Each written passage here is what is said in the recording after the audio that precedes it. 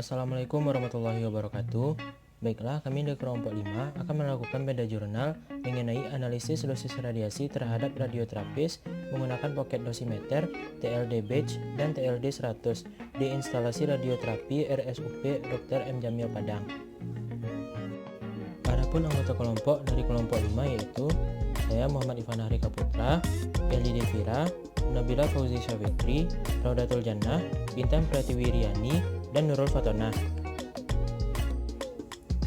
Baiklah, yang pertama yaitu pendahuluan. Pemanfaatan teknologi nuklir untuk memenuhi kebutuhan manusia telah berkembang ke berbagai bidang kehidupan. Teknologi nuklir untuk bidang kesehatan berperan penting dalam penanganan kanker dan diagnosis penyakit. Menurut Akadi, aplikasi teknik nuklir di samping memberikan manfaat yang sangat besar, dapat pula memberikan ancaman bahaya radiasi yang perlu diwaspadai, di mana faktor keselamatan adalah tujuan utama. Pemanfaatan akan lebih baik jika kerugian yang mungkin timbul dapat ditekan serendah mungkin atau dihilangkan sama sekali, sehingga pemantauan dosis radiasi memegang peran penting. Berdasarkan Peraturan Badan Pengawas Tenaga Nuklir Nomor 3 Tahun 2013, keselamatan radiasi adalah tindakan yang dilakukan untuk melindungi pasien, pekerja, anggota masyarakat, dan lingkungan hidup dari bahaya radiasi. Nilai batas dosis untuk pekerja radiasi tidak boleh melampaui 20 milisievert per tahun rata-rata selama 5 tahun berturut-turut dan 50 milisievert dalam 1 tahun tertentu. Sedangkan NBD untuk anggota masyarakat tidak boleh melampaui 1 milisievert dalam 1 tahun. Pemantauan dosis radiasi yang diterima oleh pekerja radiasi dilakukan menggunakan film batch atau thermoluminescence dosimeter atau TLD batch dan dosimeter pembacaan langsung yang terkalibrasi. Berikut ini adalah besaran dan satuan dasar dalam dosimeter. Yang pertama yaitu dosis serap. Besaran dosis serap digunakan untuk mengetahui jumlah energi dari radiasi pengion yang diserap oleh medium. Dosis serap ditunjukkan oleh persamaan D sama dengan DE per dm, di mana D adalah dosis serap, DE adalah energi yang diserap oleh medium bermassa dm, dan dm adalah massa medium. Yang kedua yaitu dosis ekuivalen. Dosis ekuivalen merupakan besaran dosimetri yang berhubungan langsung dengan efek biologi yang didapatkan dari perkalian dosis serap dengan faktor bobot. Dosis serap ditunjukkan oleh persamaan 2, di mana H adalah dosis ekuivalen organ atau jaringan T dan radiasi R. W adalah faktor bobot dari radiasi R, dan D adalah dosis serap organ atau jaringan T dari radiasi R. Yang ketiga yaitu dosis efektif. Dosis efektif diperlukan untuk menunjukkan keefektifan radiasi dalam menimbulkan efek tertentu pada suatu organ. Dosis efektif ditunjukkan oleh persamaan 3, di mana H adalah dosis efektif, W adalah faktor bobot organ atau jaringan T, dan H adalah dosis ekuivalen organ atau jaringan T. Selanjutnya yaitu metode. Penentuan dosis radiasi terhadap radioterapis dalam penelitian ini menggunakan 3 jenis dosimeter. Yang pertama yaitu pocket dosimeter, yang kedua yaitu TLD batch, dan yang ketiga yaitu TLD 100. Setiap radioterapis memakai ketiga dosimeter dengan 4 proyeksi titik pemasangan selama lebih kurang 1 bulan. Yang pertama yaitu pocket dosimeter. Pengukuran dosis radiasi terhadap radioterapis menggunakan pocket dosimeter dilakukan dengan pembacaan langsung dengan titik pengukuran diproyeksikan ke arah organ gonad. Yang kedua yaitu pengukuran dosis radiasi dengan menggunakan TLD batch. Pengukuran dosis radiasi menggunakan TLD batch mengacu pada hasil pembacaan TLD batch dari Balai Pengaman Fasilitas Kesehatan atau BPFK Medan. Setelah 3 bulan pemakaian TLD batch, instalasi radioterapis mengirimkan TLD batch ke BPFK untuk menerima laporan dosis radiasi titik pengukuran dengan TLD batch yang diproyeksikan ke bagian dada. Yang ketiga yaitu TLD 100.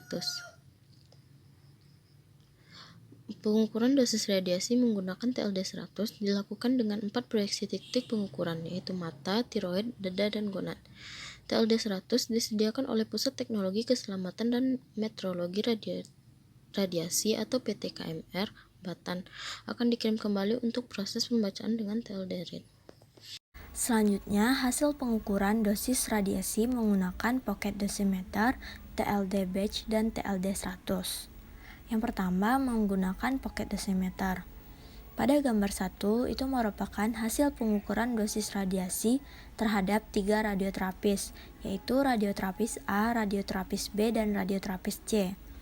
Besarnya dosis radiasi rata-rata dari ketiga radioterapis tersebut adalah 0,005 milisievert per hari, dan dosis radiasi secara keseluruhan berada pada interval 0,001 sampai 0,011 milisievert per hari. Nah, radioterapis A, B, dan C ini memiliki aktivitas yang berbeda-beda. Radioterapis A beraktivitas di sekitar ruang terapi kobalt 60, dan radioterapis A ini tidak bekerja pada hari ketiga dan ke-13, sehingga radioterapis A ini menerima radiasi dari kobalt 60. Radioterapis B ini tidak bekerja pada hari ke-4, 19, 20, dan 21. Namun, radioterapis B ini menerima dosis radiasi yang lebih tinggi pada hari ke-8, 10, 16, 18, dan 22. Hal ini dikarenakan radioterapis B beraktivitas di sekitar ruang simulator sinar X dan ruang pesawat terapi kobalt 60. Sehingga radioterapis B ini menerima radiasi sinar X dan kobalt 60. Sedangkan radioterapis C beraktivitas di sekitar ruang terapi kobalt 60 dan menerima radiasi kobalt 60. Oleh karena itu, perbedaan dosis radiasi rata-rata yang diterima oleh ketiga radioterapis tersebut cukup signifikan. Berikut merupakan hasil pengukuran dosis radiasi radioterapis menggunakan TLD batch. Terlihat pada grafik, akumulasi dosis radiasi yang diterima dari seorang radioterapis yaitu pada 2 periode. Pada tahun 2013 itu periode September hingga November, dan periode 2014 itu dari Januari hingga Maret. Terlihat bahwa periode pada tahun 2013 itu lebih tinggi daripada periode pada tahun 2014. Hal ini dipengaruhi oleh kondisi instalasi radioterapi yang direnovasi pada saat itu, serta penggunaan instrumentasi yang baru. Jadi, instalasi radioterapi mulai beroperasi kembali pada 24 Juni 2013, di mana menggunakan pesawat terapi kobalt 60 yang memiliki aktivitas radiasi tinggi, yaitu sebesar 396,9. Selanjutnya adalah hasil pengukuran dosis radiasi radioterapis menggunakan TLD 100. Nah, terlihat pada grafik yaitu antara dosis efektif dan posisi TLD pada 4 organ yaitu mata, tiroid, dada, serta gonad. Itu dosis tertinggi pada gonad yaitu pada radioterapis C. Berikut merupakan perbandingan antara radioterapis A, B, serta C. Pada radioterapis A, dosis radiasi yang bernilai kecil yaitu pada organ tiroid karena dipengaruhi oleh faktor pemakaian yang tidak rutin pada saat penelitian. Sedangkan ketika organ lainnya itu dapat menunjukkan sedikitnya dosis radiasi yang diterima organ. Pada radioterapis B, dosis radiasi untuk organ mata tidak terdeteksi oleh TLD reader. Dosis radiasi tidak terdeteksi ini disebabkan karena dosis radiasi yang diterima pada TLD 100 ini pada organ mata itu sangat sedikit dibandingkan dengan dosis radiasi pada TLD yang background.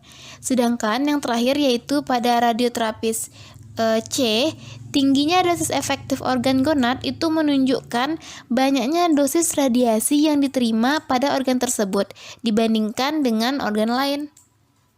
Berikut ini merupakan analisis dosis terhadap radioterapis berdasarkan Peraturan Bapeten Nomor 3 Tahun 2013.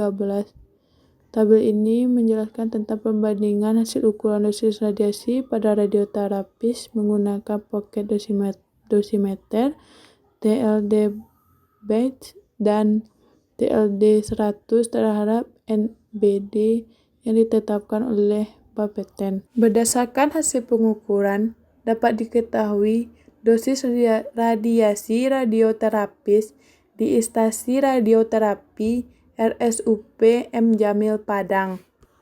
Apabila dosis radiasi didapatkan radioterapis dihitung untuk 1 tahun dengan asumsi 1 bulan terdiri dari 20 hari kerja, maka dapat disimpulkan berdasarkan interval dosis radiasi pada pocket dosimeter, TLD batch, dan TLD 100 menunjukkan bahwa dosis radiasi yang diterima radioterapis diperkirakan masih di bawah NBD yang ditetapkan Bapeten untuk pekerja radiasi, yaitu sekitar 20 msv per tahun.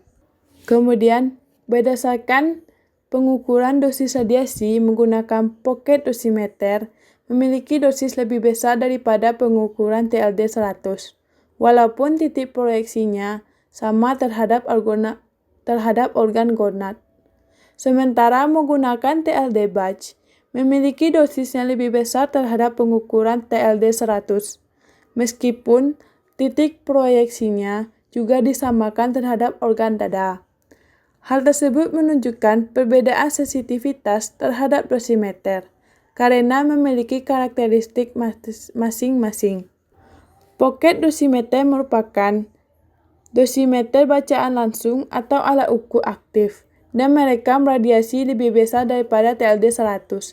Sementara itu, TLD 100 merupakan dosimeter yang tidak bisa dibaca langsung atau pasif, sehingga harus melewati proses pembacaan dosis radiasi terlebih dahulu. Pada pemanasan terdapat pengaruh pemberian panas terhadap intensitas TL, sehingga memungkinkan dosis radiasi yang lebih kecil daripada pocket dosimeter.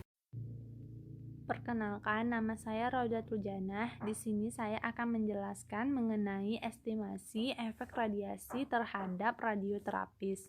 Efek radiasi yang muncul berdasarkan penelitian yaitu efek stokastik. Bahkan pada dosis rendah sekalipun, efek ini dapat terjadi. Efek stokastik memiliki ciri-ciri tidak dapat mengenal dosis ambang, keparahannya tidak bergantung pada dosis radiasi, dan tidak ada penyembuhan yang spontan. Menurut Gabriel, pada tahun 1988, efek radiasi yang terjadi pada pekerja radiasi untuk medis umumnya adalah efek somatik atau kanker dan efek genetik atau cacat keturunan, di mana efek genetik atau cacat keturunan ini akan terlihat setelah 10 tahun sampai 30 tahun kemudian. Pada penelitian Mayerni dan kawan-kawan pada tahun 2013, terdapat ketidaknormalan 4 responden dalam penelitiannya yang disebabkan tidak memakai APD atau alat pelindungan diri yang ditandai dengan berkurangnya kadar leukosit atau sel darah putih. Leukosit berfungsi untuk mempertahankan tubuh dari serangan penyakit. Jika leukosit kita berkurang, maka tubuh akan sering terserang penyakit.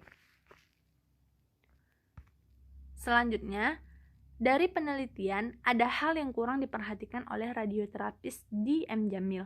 Yang pertama yaitu penggunaan dosimeter personal tidak diikuti dengan pemakaian baju apron, di mana kita ketahui pemakaian baju apron di rumah sakit itu sangatlah penting dan sangatlah wajib, karena baju apron itu melindungi tubuh bagian depan dari sinar radiasi, dari percikan darah, atau cairan yang memiliki sifat korosif atau zat yang bisa menyebabkan infeksi kulit. Selanjutnya yaitu kurangnya keteraturan pembagian kerja setiap radioterapis. Karena jika kurang keteraturan pembagian kerjanya, maka radioterapis akan lama di dalam ruangan, sehingga semakin lama waktu tubuh radioterapis terpapar oleh sinar radiasi.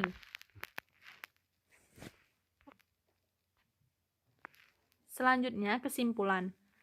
Jadi, dapat disimpulkan bahwa pengukuran dosis radiasi dengan pocket dosimeter diperoleh rata-rata dosis radiasi sebesar 0,005 milisecond volt per hari. Pengukuran dosis radiasi dengan TLD batch diperoleh rata-rata radiasi sebesar 0,014 milisecond volt per hari. Pengukuran dosis radiasi dengan TLD 100 diperoleh rata-rata dosis radiasi sebesar 0,000004 milisecond volt per hari. Dosis radiasi yang diterima radioterapis masih berada di bawah nilai batas dosis atau NBD yang ditetapkan Peraturan Bapeten nomor 3 tahun 2013 yaitu 20 milisecond volt per tahun. Efek radiasi yang akan muncul adalah efek stokastik, karena efek tersebut memungkinkan terjadi sekalipun pada dosis yang rendah. Terima kasih. Mungkin sekian yang dapat kami sampaikan. Terlebih terkurang kami mohon maaf. Wabillahi taufiq wal hidayah. Assalamualaikum warahmatullahi wabarakatuh.